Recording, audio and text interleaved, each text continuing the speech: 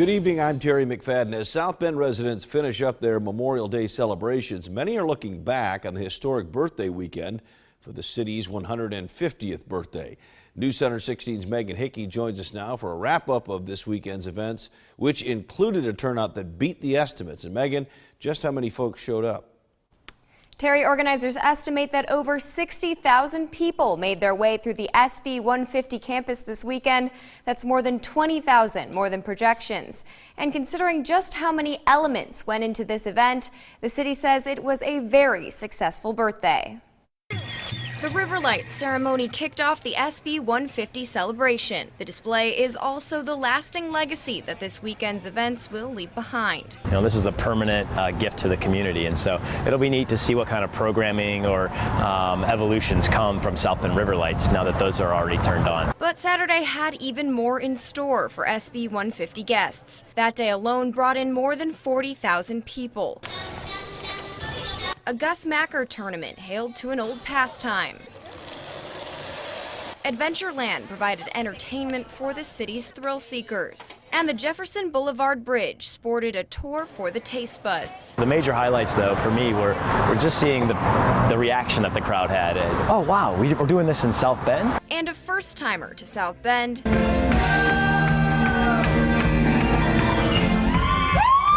Kept the crowds going late into the night. Really, the spirit of it was to create something, an event, an experience that people had never had in South Bend before. And I think we pulled that off really well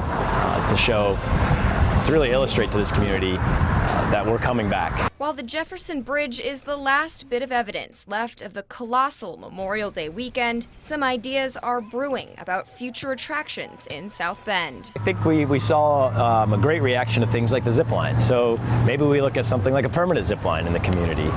A large-scale concert was really craveable. And so to get that right act booked at the right time could be something that we use as a model into the future.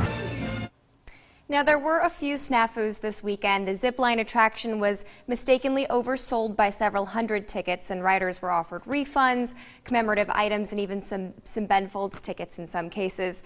And that giant SB150 cake balloon didn't launch on Friday due to the winds, but organizers are saying that the event went pretty well, considering those were the biggest problems. Yeah, overall, a pretty smooth event. And since the city saw much success with this event, could there be another one like this in the future?